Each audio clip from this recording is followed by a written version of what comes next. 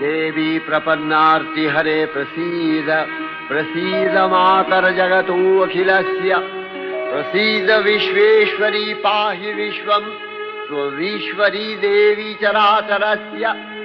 आधारभूता जगतस्त्वमेका महीस्वरूपेण यतः स्थितासि अपां स्वरूपस्थितया तवैतदप्यायते कृष्णम् अलङ्घ्य वीर्ये वैष्णवी शक्तिरनन्तवीर्या विश्वस्य बीजं परमासि माया सम्मोहितं देवि समस्तमेतत् त्वं वै प्रसन्ना भुवि मुक्तिहेतुः विद्या समस्ता तव देवि भेदा स्त्रियः समस्ता सकला जगत्सु तवैकया पूरितमम्बयैतत् का ते स्तुतिः सद्य परापरोक्तिः सर्वभूता यदा देवी